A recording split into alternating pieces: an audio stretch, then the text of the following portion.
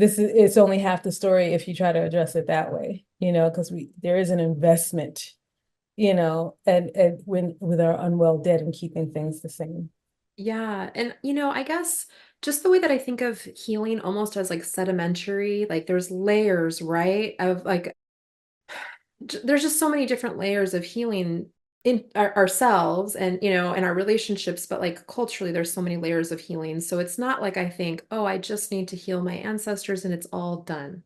Mhm. It's also not like, oh, I just need to make a film where, in particular, white identified people can start to see what it looks like to acknowledge, reckon, learn about your ancestry, like face what happened.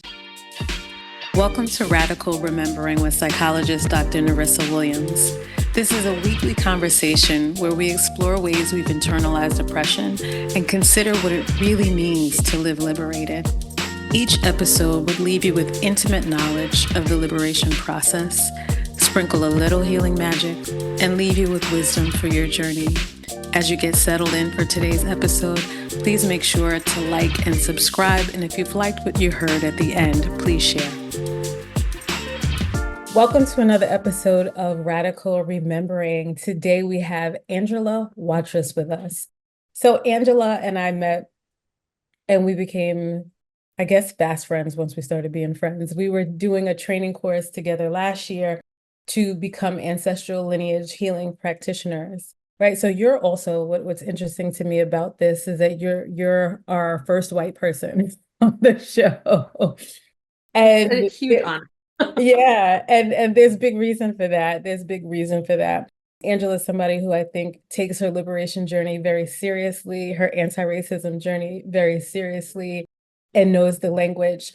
And in a recent conversation that you and I had, you were sharing, like, yeah, I think Black people, I think maybe you were talking about people of color in general, feel comfortable around me because I don't, whatever you said, it was like, oh, and I meant to reply to you and say that it was oversimplified. I was like, nah, I think we like you because we could talk shit about white people and you get Yes.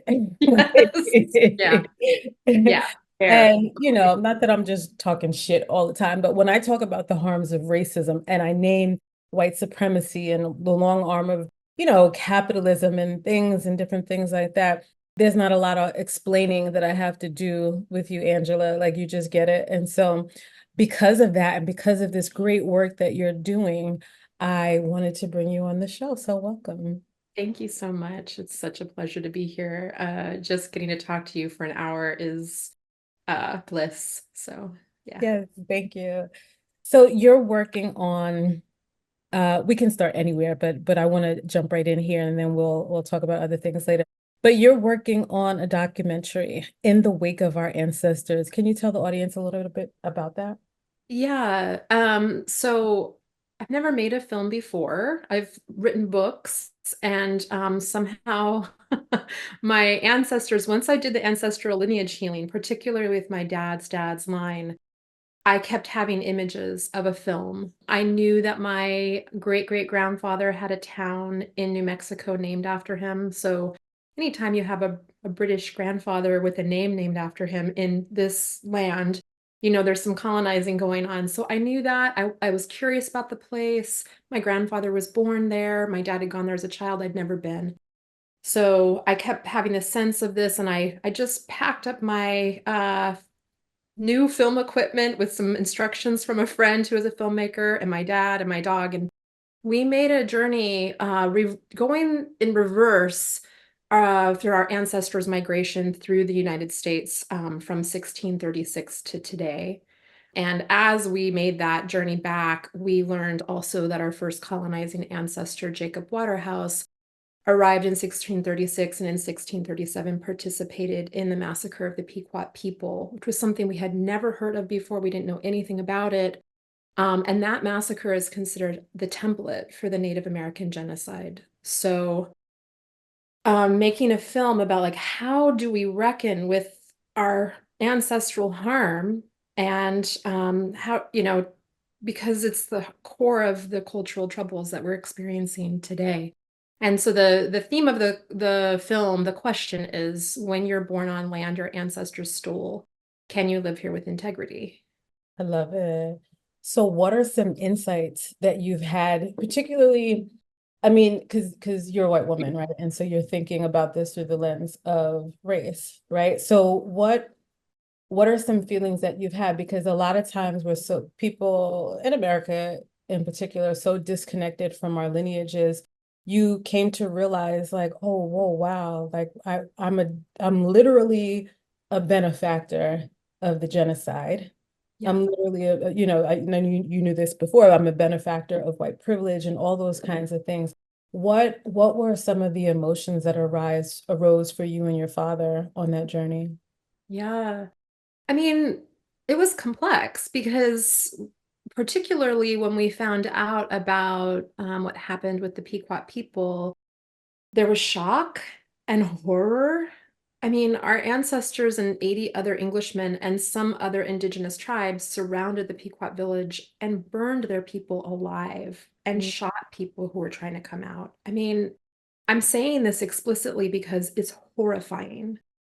And at the same time, I was in the middle of this film journey. And when I heard that my ancestor had been part of the foundational genocidal acts, the United States' foundational genocidal acts against Native Americans, I was like, oh, good.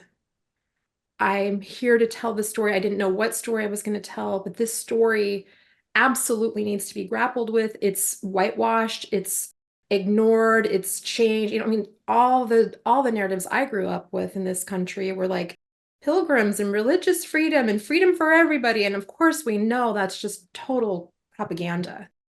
White settler colonization is not immigration, as Roxanne Dunbar Ortiz just came out with a book last year called Not a Nation of Immigrants. mm, You know, when British people and other European people came here and like tried to like just take over and instill their culture to a land, brought African people against their will here, forced them to do the physical labor and I'd say emotional labor and spiritual labor of founding this country, and then act like these white men did it. I was grateful that I got to work with the core of this story. So it was super complicated. And a lot of people talk about, oh, I've heard white people say, like, I'm afraid to look at my ancestry because I don't want to see what they've done. mhm, And a lot of people talk about guilt, but to me, it's much more about grief. mhm, And I'm here for the grief of the collective troubles. And I think that we have to acknowledge them and we have to grapple with them in order to come together because those cultural troubles were orchestrated. They weren't happenstance.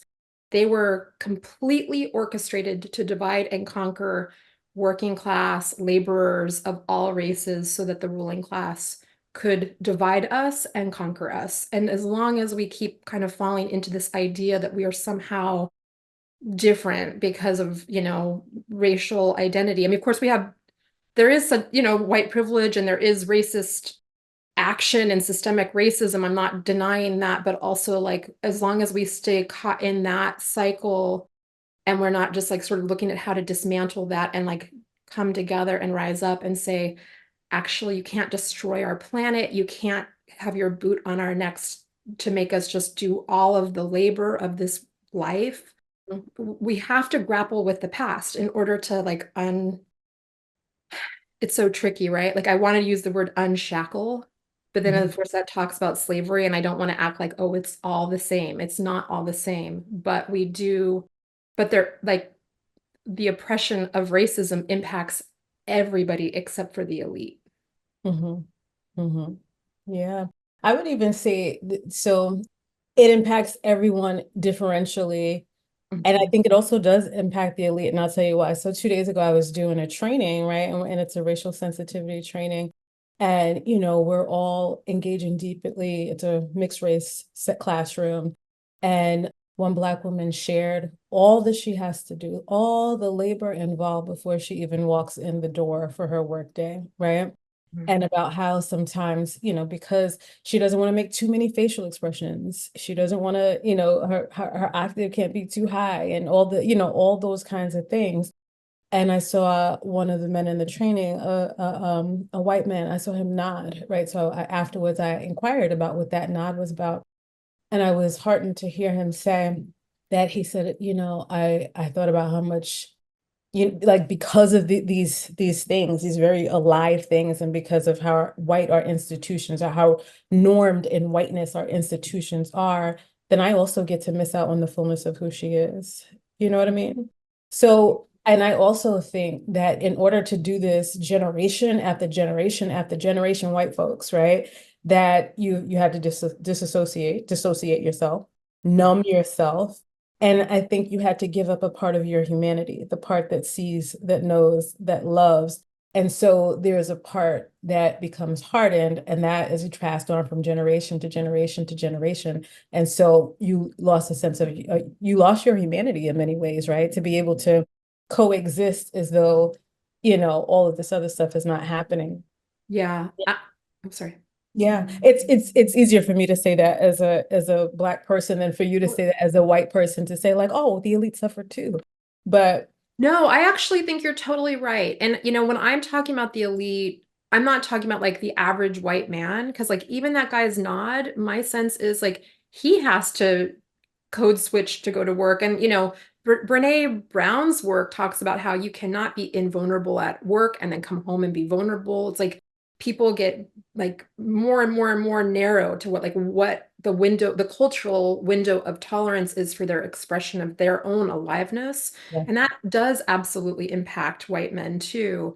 And when I'm talking about like the ruling class, like I'm thinking of people like Trump or Mitch McConnell or Biden or Putin, or these people who are like making a ton of money for like a very few people. And honestly, like all of them kind of look like comic book villains. Like it's almost like their right. bodies are like twisted in the toxicity of what they're doing. Like it's not good for them. Yeah, And also they're the ones reaping the like financial benefit. But spiritually, I mean, I think we yeah. can just obviously see it's bankrupt. Yeah, yeah. So they definitely have some like socioeconomic benefits, living the life that they want, no limits on their freedoms and all the things. I talk about that too. Like there are hierarchies within hierarchies. So no one, very, very few people are benefiting from the system as is, but not everybody knows that. The majority don't know that. The majority of even white people don't know that. You know what I mean? People of color have this lived, embodied experience, and we know that Yeah. unless we bought into, the lies. But yeah. So how did you get that far back into your ancestry? What tools did you? Right. I mean, it's a good question. I mean, the thing about doing genealogy is, there are very impeccable records for my British ancestors because they were in power. And so their births, their deaths, their names, their marriages, their children were considered really important to record. And so a friend of mine who knows how to do genealogy just got onto Ancestry and looked up the names, Mm, which, we know those records are not as accessible for people who were enslaved, for indigenous people who were not even considered citizens or people, or, so that's complex. And one thing I love about the ancestral lineage healing work is like, I just had someone message me who was like, I've hit a dead end with the genealogical research, but I want to connect with my ancestors. Can we do some lineage healing work together for that? And I was like, yes, and then people who are adopted, who don't know their biological family, people who are not able to find the records, you can still connect. I mean, my own ancestral guides are pre-colonization, pre-patriarchal. They are well before the recorded names, and I have deep spiritual relationships that I've developed with them over time. So, it's both, right? I feel the spiritual support of my ancestors in doing the decolonizing, anti-racist, collective liberation work that I'm trying to contribute my part to. And I can tell this story because the records favor my ancestors. mhm, mhm, mhm. Yeah, I mean, I was recently within the last year just even trying to look as far back as my great grandfather, so my grandmother's who was alive when I was alive, right? And all and in the Caribbean, I'm pretty sure I don't know for a fact, but I'm pretty sure this has something to do with colonization. People weren't submitting as soon as people were born, right? So like my great grandmother was born December 21st, I think of 1917 or 18, but she didn't, her papers weren't submitted until like January something. So on record, her birthday is January. And so when there's like this discrepancy, like you don't really know, and it's really hard to find like, wait, is that the same Ignatius Jeremiah? Or is that, Because you those knew her two? birthday and you knew it wasn't January. Exactly, exactly.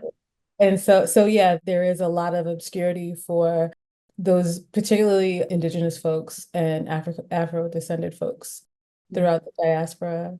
Yeah. Uh, What is you it like for you, like with your ancestors, like what you've been able to track back? Like how do you hold all of this with the ones that you can find? And Most of so the fortunate, unfortunate thing is that like my living people are so young. Like my mom is 18 years older than me, her mom is 18 years older than me, her and so I knew I was 27 before my great grandparents started dying. So I've in my life I've known three of my four great grandparents, right? And so If you enjoy listening to Radical Remembering and would love to get the season drop before everyone else, if you want exclusive invites to live and virtual events and could benefit from daily liberation inspiration like affirmations, thought provoking questions, and daily guidance, then download our free app Living Liberated in the App Store or on Google Play. You can also find the link below in the description box. and I'm sure the fourth one that I didn't know, the great grandfather, I think he lasted, I don't know at what age he was, but I think I was probably in my teens or 20s before he even died. So those things are a little bit more accessible for me, but not everybody has that, that short of an age distance between them. And for me, it has also definitely I've been able to reach a little bit further back with my ancestral lineage healing work. And we should probably name what that is and what that process is too in a little bit.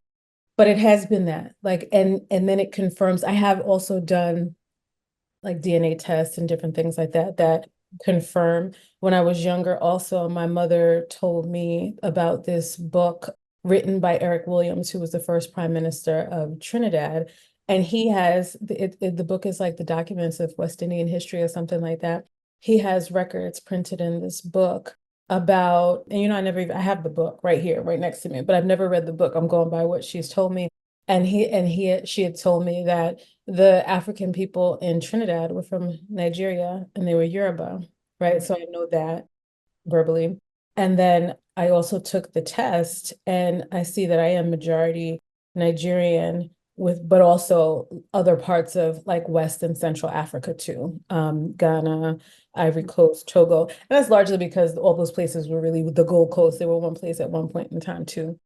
So that, as well as the ancestral lineage healing work. And so to explain to you all, and you can help me fill in the gaps, Angela, to explain to you all what an ancestral lineage healing work is, it's a modality that was developed by Daniel Four, and we are both trained in that modality.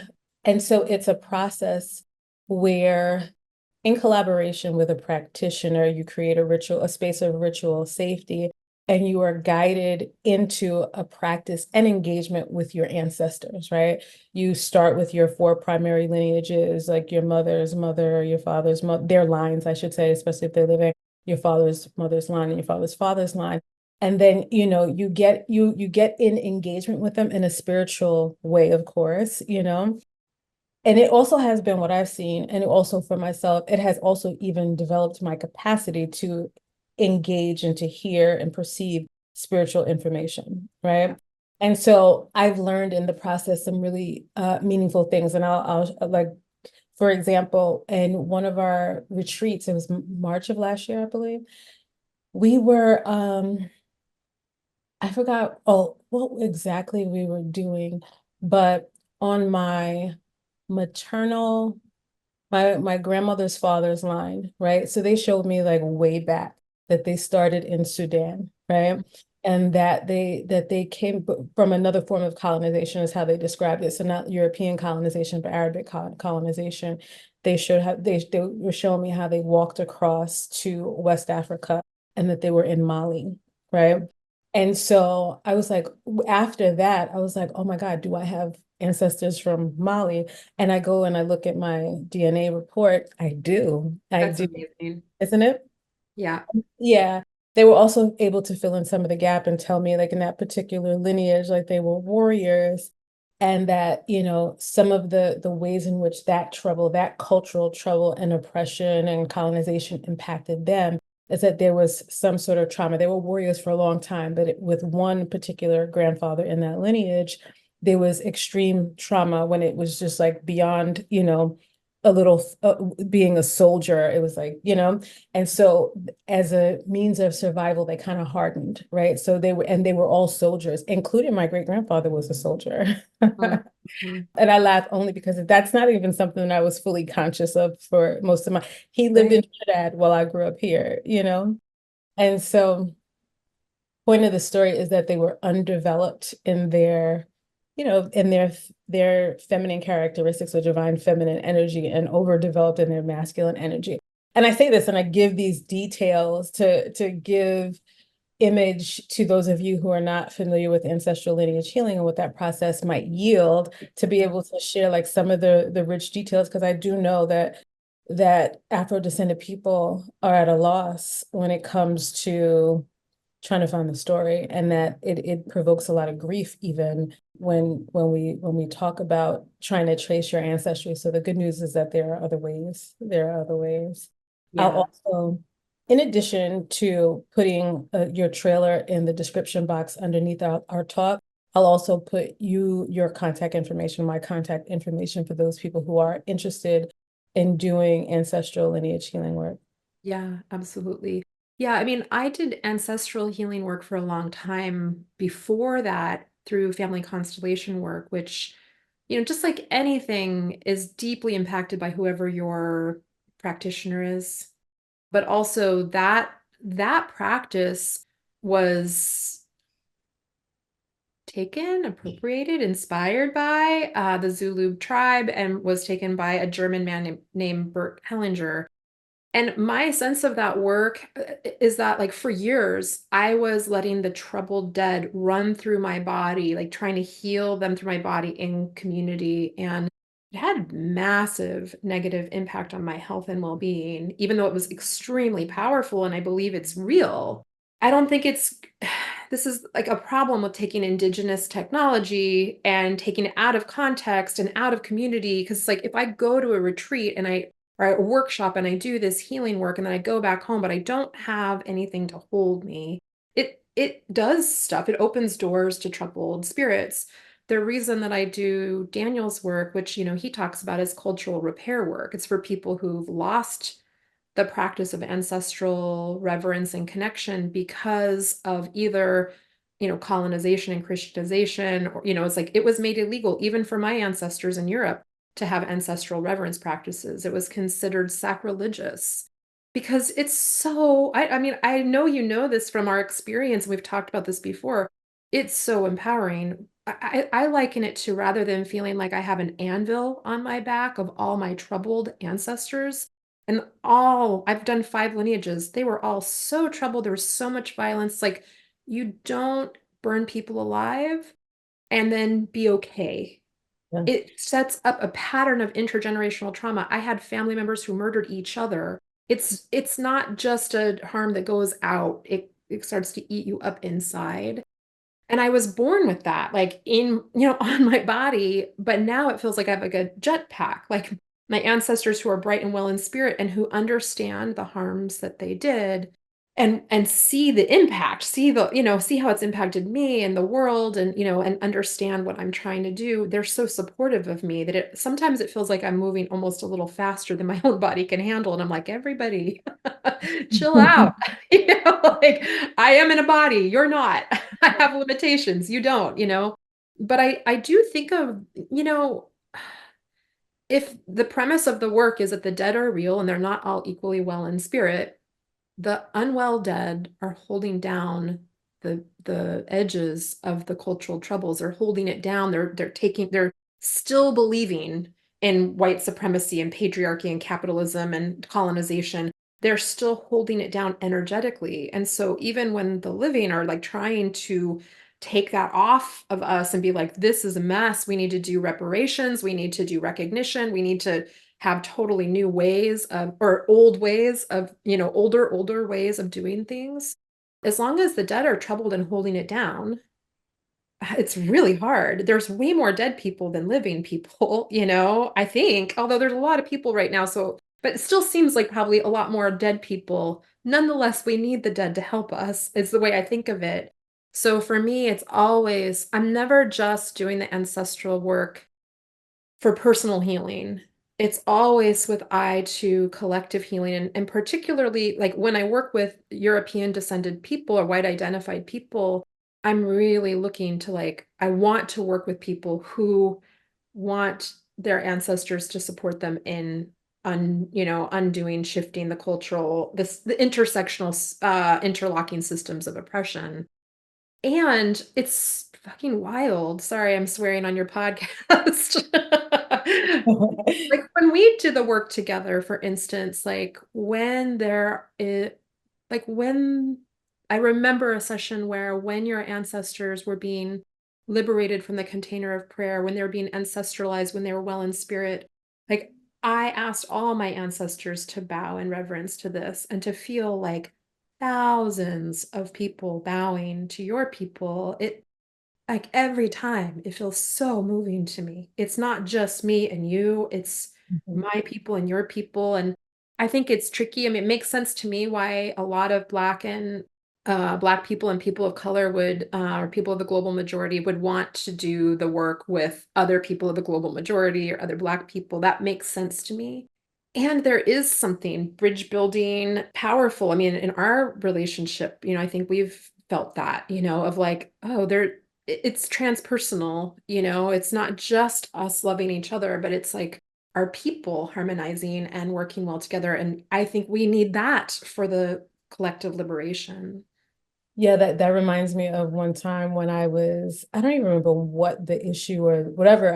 One morning I was at my altar and I was meditating and I just heard this tuning, like tuning fork, whatever it was in the background. And I look over and I'm like, those are Angela's ancestors, because that's how they showed up when you and I had done that work. So it is bridge building and all those things and healing and restoration and different things like that. And I like that what you're bringing up and naming is that we've been trying to go about liberation the wrong way, right? So in many ways, we've been treating liberation as though it's a cognitive thing. Like, if I just change my thoughts, I'll be good. And then if those thoughts change my behavior, boom, liberation is done. If we get a little bit of social power, economic power. But what you're naming here is that it is not purely a manifestation of what's in the material world, that in order for us to be collectively liberated, we have to address the spiritual world as well, which addresses history, which addresses ancestry. But there is really no divide between that spiritual world and here, because that history is in our bodies, it's in our cell, it's in the morphogenic field around each one of our cells that tells it, what to turn on, what to turn off, and all those kinds of things. So really honoring that you've named for us. I talk about it also in my work, but I'm enjoying how you're talking about the fact that this is it's only half the story if you try to address it that way, because there is an investment, and when with our unwell dead and keeping things the same. Yeah. And, I guess just the way that I think of healing almost as like sedimentary, like there's layers, right? Of like, there's just so many different layers of healing in ourselves and, in our relationships, but like culturally, there's so many layers of healing. So it's not like I think, oh, I just need to heal my ancestors and it's all done. Mhm. It's also not like, oh, I just need to make a film where, in particular, white identified people can start to see what it looks like to acknowledge, reckon, learn about your ancestry, like face what happened and be moved by it. It seems like so many people, even all the arguments around critical race theory and all this stuff, right? Like one day I went down a terrible rabbit hole on the internet. I was like, what are people's arguments around against critical race theory? So I Googled it and I found this Southern white politician, and she was like, this is going to make white children feel terrible about themselves. I was like, oh my God. I mean, and of course, this is not a new argument, but like this is on her Right. political webpage. This is not just her personal opinion. She is in office. She is a member of the ruling class. And for me, it feels like, okay, it's okay to feel, first of all, it's okay to feel uncomfortable. I mean, when I emailed the Pequot Museum to say, hey, my ancestor participated in a massacre against your people. I'd like to talk to you. Writing that email and getting ready to send it was one of the scariest things I've ever done in my life. It seems ridiculous because it's sending an email. I send a lot of emails. It's not scary. And so much because I hadn't finished like reckoning with my ancestor who was part of that. Right before I hit send, I cannot even make this up. I went to hit send and my computer just shut down and died. And died, not I even mean, like, it didn't die forever, but it just was but like done. yeah, And I was like, yeah. why did my computer shut down? Like, and I just was like, no, okay. Like I opened it up again and I was like, if I have to write this email again, I'm going to write it again and I'm going to send it again. And then I did finally send it. Liberation is 100% about being in right relationship with our power. It's so easy from day to disconnect from our source and forget who we really are. On our app, Living Liberated, we have the tools to keep you plugged in. You'll find a library of affirmations, guided meditations, guided journeys, and tapping sequences to keep you in a state of alignment with who you really are. Topics range from self-love, healthy relationships, activating our DNA, to guided journeys with your ancestors. Download our free app, Living Liberated, and start your free 7-day trial now in the App Store or Google Play. You can also find the link for Plugged In the description box below.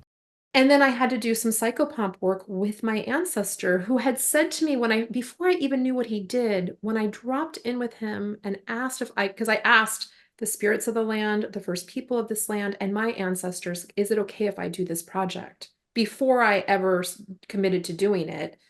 And everyone said yes to me except him. And I didn't know why. And what he said to me was, don't humiliate me. Mm. And what I said to him was like, it is not my intention to humiliate you.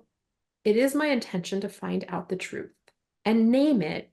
And then he and I had to do like a whole reckoning process and healing process. And it made a huge difference. And now he is very much in support of my work, my life. I love him. I know Mhm. that might seem weird. Like, I Mhm. love my ancestor. I don't love what he did. He no longer loves what he did.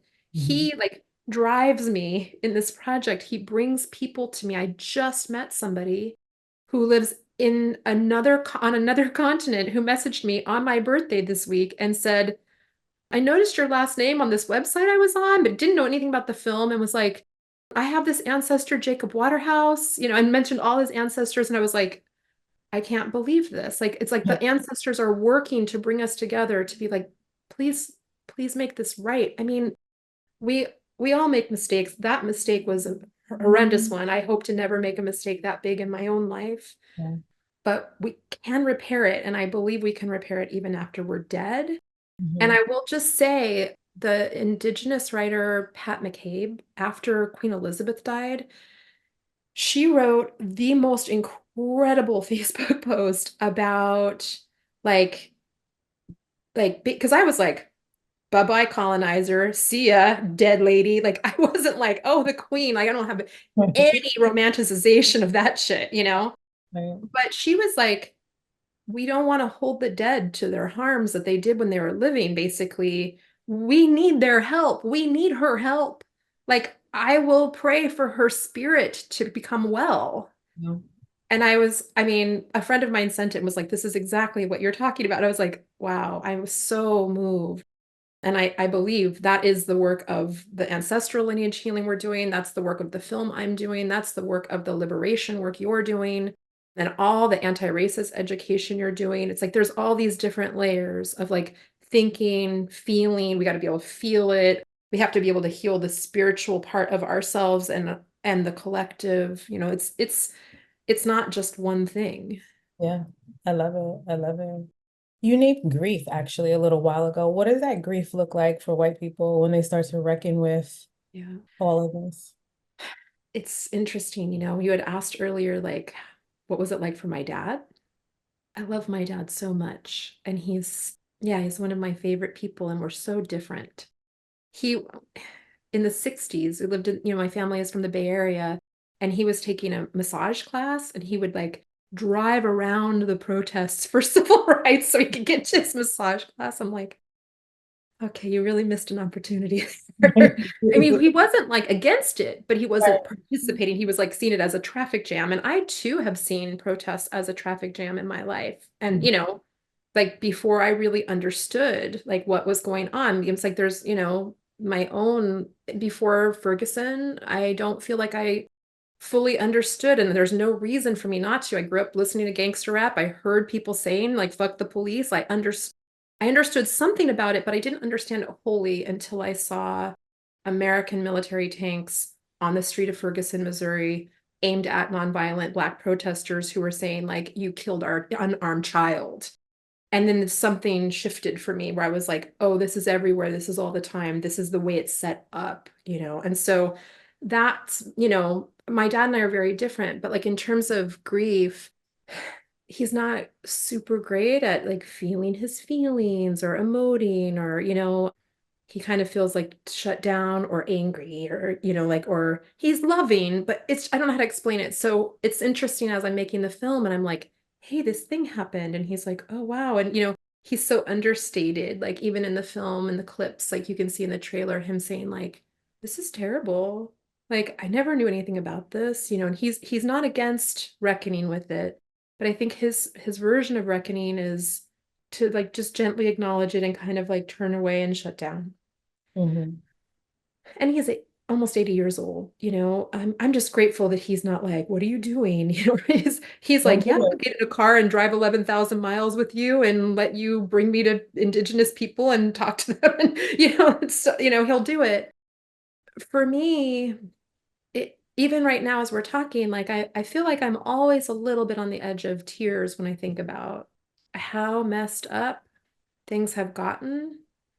And it's not it's not because this is who we are and this is like a natural human quality to like harm each other and like oppress each other. I don't believe that. And, you know, just last week, I was watching a video called Birth of a White Nation, where this scholar, historian, who's a white American, was laying out the details just on YouTube, like laying out the details of like in this year, people in the, you know, American colonies were called English, and 20 years later, they were called white.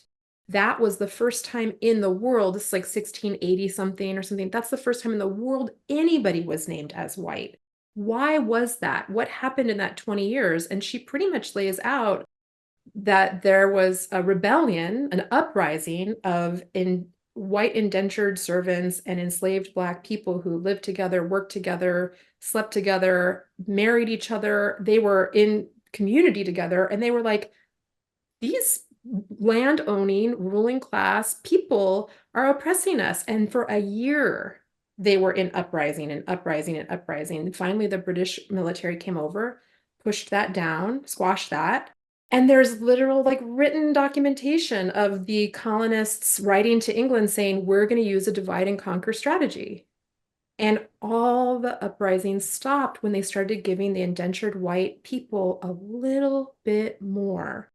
And W.E. Du Bois called that, I think he called it like a psychological wage. Mm. It's like just giving people like the sense that they're important, that made them feel like they were like connected to. So like all these people who think they're connected to Trump, I'm like, he does not care about you.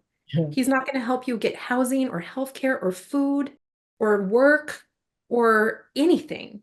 Like, why are all these people aligned? And this is this thing that's really only been around for like 400 years. Mhm. And I'm like, we can undo this. Mhm.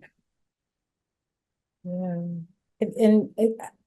I guess an important part of grief too is allowing the feeling and not running from it, leaning Mhm. into it, right? Because as simple as that is, it's countercultural, right? Because Yeah. patriarchy, the way whiteness has also been normed in institutions, to think is what is promoted. Who cares what you feel? What do you think? You Totally. know? So like leaning into it and allowing it, not running away from it. Mhm. Also name running away from it by, I guess, being defensive, trying to make a joke and make light of hard situations, suppressing it after the conversation is done and not allowing the continued processing. And I mean, I say that as I think about what your journey has been, right? So you said, you liked and you listened to rap and all those kinds of things in your earlier development. So there were some seeds planted. You grew up in the Bay Area, which is at least explicitly progressive, right? And Yeah. for progressive issues, and particularly if you're near Oakland, there was some change in around the time that you were born, some social political changes and consciousness raising around Blackness with the Black Panther Party being so close, right? So there were some seeds, right? But it wasn't until 2014 that that this big event happened that you saw in a different ways. For a lot of people, it wasn't until Trayvon Martin, and I believe that was 2015. For a lot of people, it wasn't until George Floyd in 2020, right? In racial identity development models, both white racial identity models, Black racial identity models, and the other ones that there are other models that talk about people of the global majority as well. They talk about Bill Cross, who developed the first Black racial identity model, talks about that as an encounter experience, right? So you had been moving through the world like, oh, wait, like not even thinking about your race or that you have a race or any of those things. And then there's this big encounter experience and you see the world completely differently. Yeah. Yeah. I hadn't heard of that before. I mean, I will say it's not like I had never thought about racism or anything like that. I think I, what the difference is I didn't understand that it was systemic. Yeah. Like that was like the birth of my systemic lens, not the birth of my concern. I mean, of course, I was in LA during the Rodney King uprising. Mm. And I watched that video and I wasn't like, oh, I'm sure he deserved to be beaten. Like, Right. like Right. there was no part of me that thought like that's okay. My dad watched all the OJ Simpson trial, for instance, and I didn't watch it, but my dad feels very, very adamant. He gets so mad even now if people bring it up because he feels like he was not guilty and that it was orchestrated. And he was like, I watched it every day. Those cops were lying. You could see that they were lying. They would say different things. They would say one thing during the trial and the news would say something else. He would call the news and be like, what are you talking about? That's not what happened today. Right. So I didn't have that experience. And, some of my friends, especially white friends, when I talk about this, will be like, well, your dad loved OJ Simpson because he loves football. And I'm like, yes. And he watched it. Mm. I mean, my dad is not a scholar. He has a high school education, but he is able to watch something and see the news and be like, they're saying something different than what actually happened today. Yeah. So and I'm not pretending that I'm ever going to be able to completely undo my internalized white supremacy culture. That's an ongoing, lifelong, journey. Mhm. And there are often times where I'll be like, uh-oh, that's weird. Or, even today when we were messaging before this, and I was like, oh, I wonder about the wording of this thing you're sending me. And I was an editor. Is it supportive of you or is it like a intrusive or like, it's like it's always it's different. Yeah. It is different. Like if you were a white friend, I would be like, and you were talking about something anti-black. And so I'm like asking you to reword that. It's super tricky, right? Mhm. I think for me though, what happened with Ferguson in terms of that awakening that you're talking about was I can no longer act like this isn't a systemic intentional thing. Yeah. And I can no longer pretend that it's like us on the side or something. And right around that time or before that time, like I'm somebody who was queer identified, and I remember all the stuff about like same-sex marriage and all of that. And at some point I said to some friends, like, I feel like climate is the only issue that I can actually really get behind because it impacts everybody. And then Ferguson changed that for me. I was like, oh, and then of course now people talk so much more about intersectionality, and it's like I can't extricate climate catastrophe from racism Yeah. or patriarchy or, so all those things are all together. And I think that to me, that felt like the birth of my sense of like essential intersectionality with how I spend my life. And I think of Michael Brown as a deep spiritual teacher, and I wish he didn't have to be. It continues to be like a deep source of grief for me that he's not alive. And I didn't know him, but I just feel his spirit. And he was a child. And, just because he was a large child, doesn't mean he wasn't a child. Yeah. It's painful. Yeah, very much so. And the racial identity development models, they don't think that there was nothing before, but that Right. these encounter experiences, now your identity is impacted in a different way. So what you Right. I explained, see what you're yeah, saying. yeah, what you explained speaks of an identity shift, right? Right. Yeah. Thank you for clarifying that for me. That makes Yeah, sense. yeah. And so what did you do that continues, right? And meaning from 2014 until now, this has been a liberation journey for you. I don't know if you would always have said liberation, whatever, but it's been a liberation journey for you, how you get free from and emancipate from the colonized ways of thinking about race and all of its intersections. What I know that you've done a lot of learning, but can you speak to some of that for us? Speaking to like what I've learned over this time or what? Your intentional acts of decolonization. Mhm. If there are people who are looking at this and say like, okay, well, I've had an encounter experience, now what?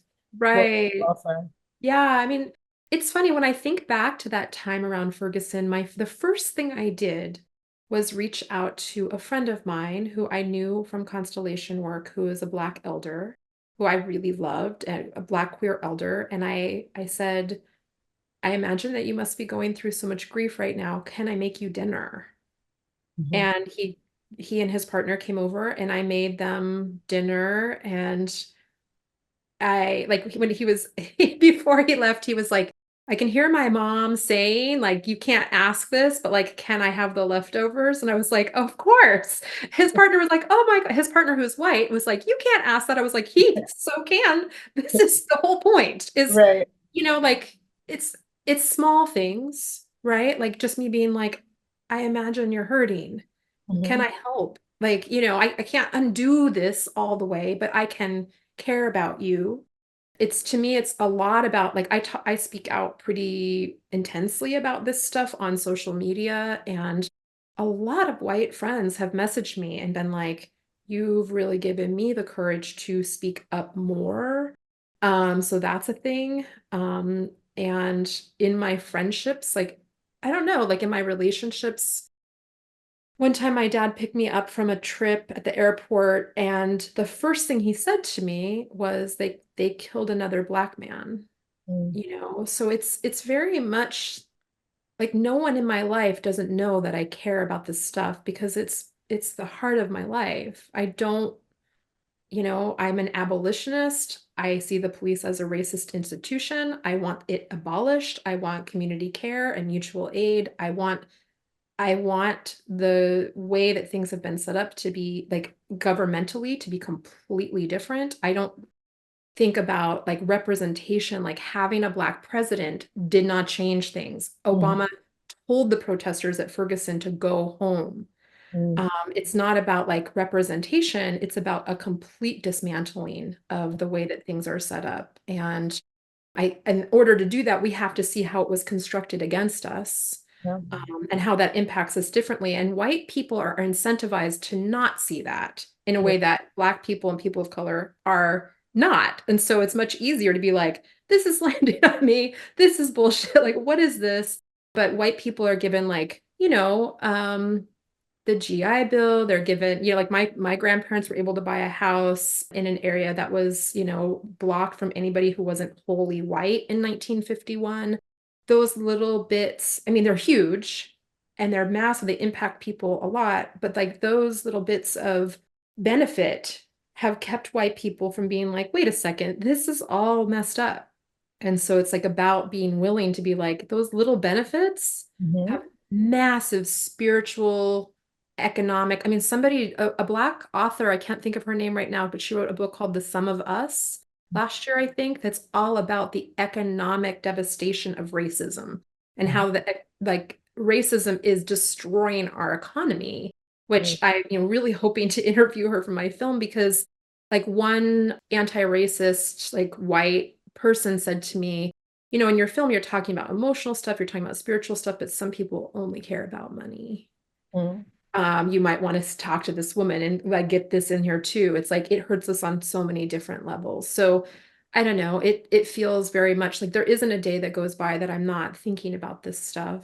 And I just like was in a class with an organization called White Awake, and they were really talking about the difference between liberal anti-racism and radical anti-racism. And what they said was liberal anti-racism is representation, diversity, inclusion, and radical representation is the recognition that like 99% of us are being economically oppressed and like, I would say emotionally, spiritually oppressed. That's not quite how they were talking about it, for the benefit of very, very few. And that we need to like dismantle all these laws and make reparations so that it's, we can start. It's not that hard. We have the money. We're blowing all kinds of money on ridiculous murder, but to really somehow just give us like a big reset. I think it's actually totally doable. Yeah, I think it is. I think it is. So in your journey, I'm hearing, well, lots of intentionality, but I'm hearing learning. I also know, you didn't necessarily say it, but I know that you've also taken a lot of courses that also keep you, it's like we have to be in rehab, right? Like, for the ways in which, in which whiteness has been so institutionalized within the individual, but also within the system, and how that keeps replicating itself. So I know you've also taken a lot of courses. And as we close, I want to ask you a question of cross-racial friendships. In Dr. Marissa Franco's book, Platonic, there is a chapter where she talks about cross-racial friendships and the things that are necessary in order to have cross-racial friendships, right? How have you been able to successfully have cross-racial friendships? I feel safe with you. I feel like, and I don't feel safe with all white people. I start off with, it's funny, the same training the other day, a white guy was like, I wonder sometimes how Black people perceive me. I was like, oh, well, when I see you, I'm like, danger, danger, danger, right? Until we engage. And actually the first time that we engaged, I was like, oh, he's okay, he's a safe one, right? And I won't give that up because we live in a still racist society and it's necessary for my survival, Yeah. Although there are many other parts of that I'm going and work on giving up. But anyway, how do you do it? And you shared also empathy, how you shared empathy with that gentleman earlier. Yeah. I think it's something about like, one, I try to be pretty transparent. Like, I'm probably going to fuck this up sometimes. Please, no, I want you to tell me. It's not that it's not scary for me, or I don't feel worried, or like feel worried that I'm going to feel embarrassed or ashamed or something, or if I mess up or I overstep or I do something, and I'm tracking it. Like even in this conversation, it's so weird because I'm like, you're interviewing me. What's the balance of how much I'm talking? So you're talking, I'm talking more than you. I noticed that. So I'm tracking that some. And I try to be as transparent as possible and just be like, anytime I mess up, please tell me. I will repair this with you, which is a value that I have in all my friendships. But I am really, I include racialized harm, ignorance. No matter, I mean, what, like if this has been an identity shift for me for like the last, not even quite 10 years. I have not been living with this reality in the way that I'm holding it as long as you have.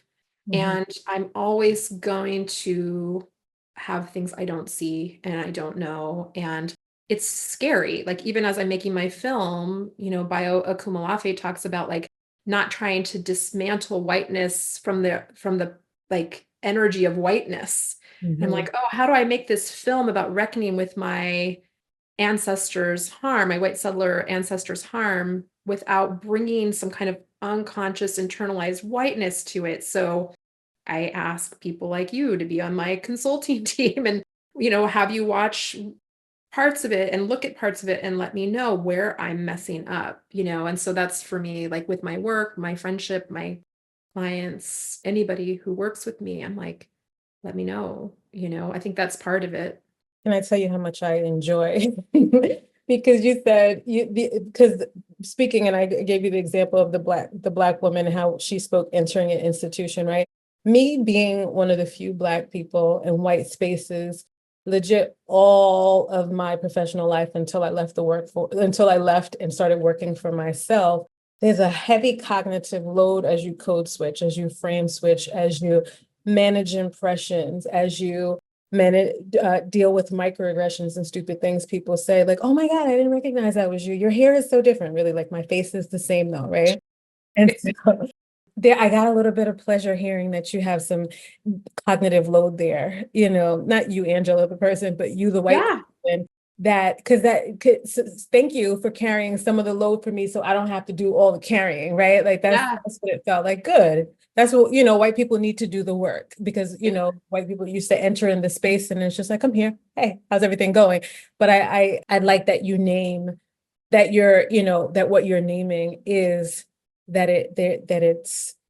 it's this, intentional, lifelong process that requires dismantling in our interpersonal relationships in our institutions and what have you.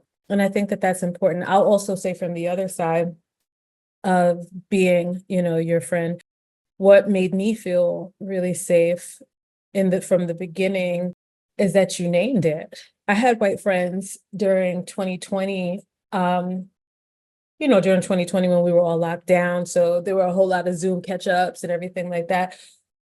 Who ain't say shit about race? Who ain't say nothing about George Floyd? And there are people who are social workers, are, and I'm not bad talking them. Should y'all hear this, love y'all too, right? But we didn't talk about it. And that it hurt. It hurt that, so we're not going to name this at one of the most critical times yeah, in history. We're not going to name this, and it would have meant so much for me, for them to name it and to say, I see your struggle, I see what you and your community have been going through.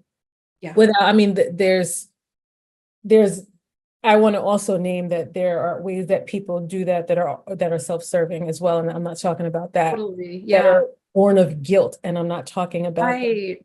And I have not sensed that in our interaction, but you also name things too. You're like, like that's the effect of colonization. I'm like, oh shit. You know what I mean? That is the effect of colonization when I've told you personal things or family things and different things like that.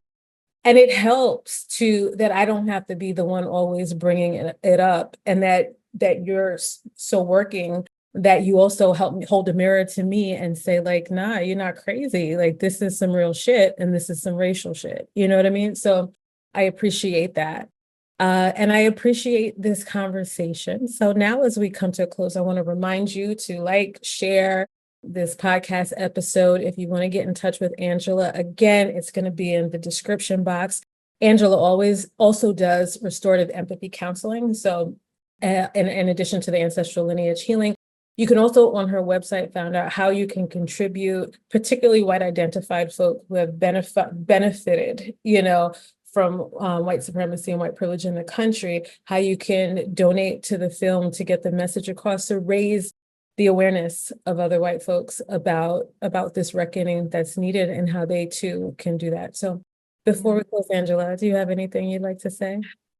I mean, I want to say to your non-white identified listeners, like, thanks. If you got to hear, thanks for putting up with this the whole time. But like, what is happening? What's this white lady? Why are we listening to her? um, bow of respect and humility for, any irritation that may have caused, and open to feedback, really from your listeners, not just you. And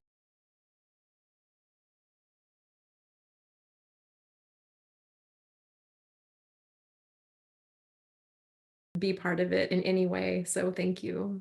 Thank you. Thank you for time well spent. Bye, everyone. Bye. Thanks for listening.